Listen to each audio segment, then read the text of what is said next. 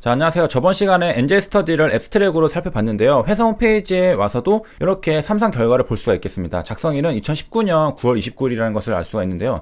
자, 여기서 내려가서 보면요. 또 어떤 내용도 있냐면은 FDA에서 2018년에 OS 같은 경우에는 임상적 유의성을 나타내는 기준이긴 하지만 임상 종료 후에 다른 치료도 받을 수 있기 때문에 그 이후에 생존율이 높아지는 것은 다른 약의 치료 때문일 수도 있잖아요. 그렇기 때문에 분석에 혼선을 주는 단점이 있다라고 언급을 한 바가 있습니다. 그러니까 FDA도 OS가 완벽한 지표라는 것은 인정하지 않는다는 거죠. 그렇기 때문에 FDA에서는 OS뿐만이 아니라 그냥 PFS로도 신약 허가를 내주는 사례가 많습니다. 저번 시간에는 지오트립에 대해서 살펴봤고요. 이번 시간에는 HLB 홈페이지에서 언급을 하고 있는 트라벡티딘, 욘델리스를 같이 살펴보도록 하겠습니다. 그러니까 요약을 하자면요. FDA에서는 OS만으로 평가하기에는 단점들이 있다. 그렇기 때문에 트라벡티딘 같이 OS에서 통계적 유의성을 확보하지 못하였더라도 PFS로 통계적 유의성을 확보하면 신약 허가를 내주는 사례들이 있습니다. 그 이유는 OS는 분석에 혼선을 주는 그런 단점이 있기 때문이죠.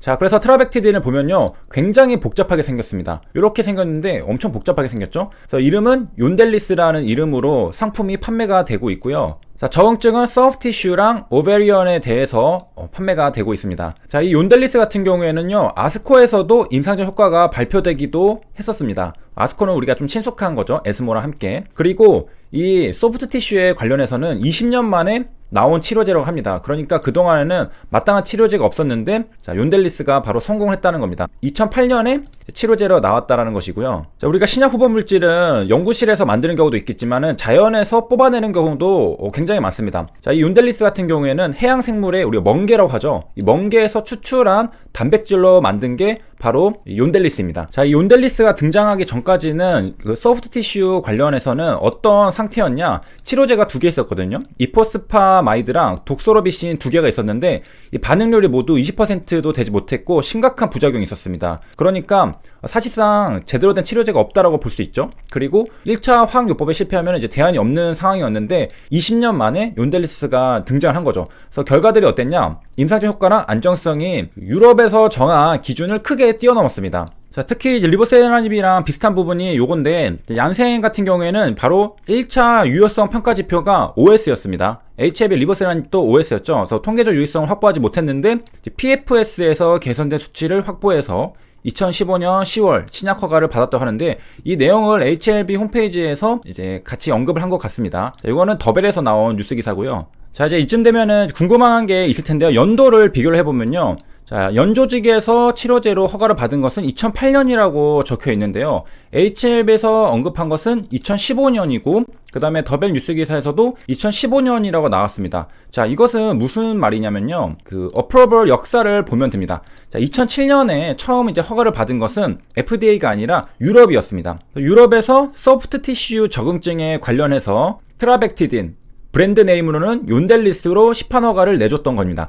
2007년에 허가를 내줬고, 그리고 한국에서는 2008년에 이렇게 기사가 나왔습니다. 그래서 국내에 공급이 된다. 2008년 11월 25일 국내에 이제 공급이 되는 거죠. 그러면은 한국에서도 시판 허가가 나왔다는 겁니다. 그러니까 요약을 하면은 2007년에 유럽에서 허가를 받았고, 2008년 11월에 한국에서 또 시판 허가를 받은 것도 확인할 수 있습니다. 자, 그러면은 HLB 홈페이지에 나왔던 2015년 10월 신약 허가는 무엇이냐? 자, 여기 보면요. 2015년이 적혀 있죠. FDA에서 허가를 내줬다라고 말을 하고 있는데 또 FDA로부터 허가를 받았던 겁니다. 자, HLB랑 더벨에서 언급했던 2015년 FDA 허가 사실은 요것을 말하게 되는 것입니다. 당연히 임상 3상이겠죠. 그래서 트라벡티딘이랑 데칼비진이랑 같이 비교를 해봤습니다. 이것도 치료제겠죠? 치료제인데 요거랑 같이 비교를 해서 이제 뛰어나다는 것을 입증을 하고서 FDA가 허가를 해준 겁니다. 자, 요거가 바로 OS가 유의성을 확보하지 못했지만은 PFS로 허가를 받은 사례죠. 자, 그 다음에 우리가 보통 항암화학요법을 받을 경우에는요, unresectable,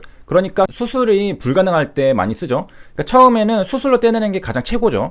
근치적 수술, 이제 완치를 기대해 볼 수가 있는데 이제 막 퍼지고 그 다음에 수술이 불가능할 정도가 되면은 이제 수술로는 우리가 할 수가 없게 됩니다. 그러면은 그때 쓰는 게 전신요법인 화학항암요법을 쓰게 되는 건데, 대부분 그런 환자들을 대상으로 항암제들 임상 연구가 진행이 되죠.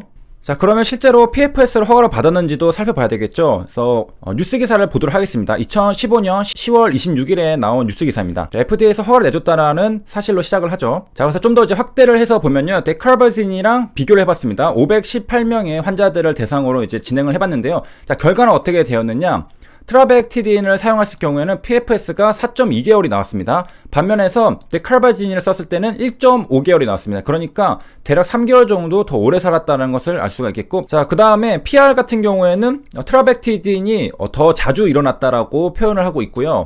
자, CR 같은 경우에는 없었습니다. 완전 간해는 없었죠. 근데 HAB 리보세라닌 같은 경우에는 완전 간해가 2명이 나왔죠. 이 점은 또 이제 차이점이 있겠고, 물론 적응증은 다르죠. 그 다음에 내려가서 보면요, 자, 어디에도 이제 OS 얘기는 없습니다. 그러니까 OS는 언급이 되지 않고 있는데, 보통 이제 임상시험 결과에서 언급이 되지 않는 경우에는 뭐가 잘 안 나왔을 때 그런 경우가 많죠. 그러니까 이제 뭐라고 말을 하고 있냐면요, Historical difficulty in demonstrating OS improvement라고 말하고 있습니다. 그러니까 역사적으로 OS가 개선되는 것을 입증하기는 어려웠다라는 거죠. 그래서 이제 다른 뭐 DCR이라던가 PFS 이런 것들이 대체할 수 있는 그런 지표로서 제한이 된다, 이런 식으로 말을 하고 있습니다. 이 말하는 이유는 OS는 조금 우리가 약하게 나왔습니다 라고 표현을 하는 거죠. 둘로 말하는 것이고, 그래서 우리가 이제 PFS 뭐 그런 것들로 한번 보겠다 해서 결국에는 우리가 결과를 알고 있듯이 PFS로 허가를 받았죠. HAB 홈페이지에서도 이제 PFS로 이제 허가를 받았다라고 말을 하고 있고, 더벨 기사에서도 그렇게 나와 있죠. 자, 그러면 이제 정리를 한번 해보도록 하겠습니다. 트라벡티딘은 2007년에 유럽에서 허가를 받았고요. 2008년에 한국에서 시판이 또 되었습니다. 그리고 2015년에 FDA로부터 허가를 받았고, 2015년에 결과들을 보면요, PFS가 4.2개월, 그리고 비교하는 약물이었던 데칼바진에 비하면은 1.5개월이니까 3개월 정도 PFS가 더 개선된 것을 확인을 했습니다. 그리고 FDA는 이것을 근거로 해서 승인을 내준 것이고요. 자, 그 해당 내용은 한국에서도 기사가 나왔습니다. FDA가 윤델리스를 승인했다. 2015년 10월 27일에 나왔죠. 그래서 빠진 부분들이 있나 좀 보면요, 자, 345명은 윤델리스, 173명은 이제 디칼바진을 썼는데, HLB 리보세라닙도 리보세라닙을 투여받는 군이 2대1로 해가지고 했죠. 이거 비슷하게 임상시험 디자인이 된 것으로 볼 수 있고요. 자, 그 다음에 이제 FDA가 이제 워닝을 언급을 했는데, 그 내용은 한국말로도 이게 나와 있죠. 여기 보면요, 윤델리스 같은 경우에는 뭐 좀 위험한 경우들이 있습니다. 그래서 이 트라벡티딘에 민감한 사람들에게서는 이제 사용하면 안 되기 때문에 이런 이제 경고문도 부착하도록 했습니다. 뭐 직접 비교는 할 수 없겠지만은 윤델리스와 비교하면은 리보세라닙은 심각한 부작용도 별로 없고, 흔한 부작용이 고혈압 그 정도 수준이죠. 그래서 굉장히 리보세라닙은 부작용이 낮다라는 것을 확인할 수 있겠고, 그래서 이번 시간에는 HLB 홈페이지에 나와있던 트라벡티딘, 윤델리스의 사례를 한번 같이 살펴봤습니다. 그래서 OS는 historically, 그러니까 역사적으로 좀 입증하기가 어렵기 때문에, 그리고 여기서도 historical difficulty라고 적혀 있죠. 그렇기 때문에 OS는 FDA에서도 한계를 인지하고 있다. 그래서 OS가 약하다 하더라도 PFS로 통계적 유의성을 확보하면 허가를 내주는 경우가 이제 많다. 그래서 우리가 현재까지 살펴본 것들은 지오트립 그리고 트라벡티딘에 대해서 살펴봤습니다. 그래서 여기까지 시청해주셔서 감사합니다.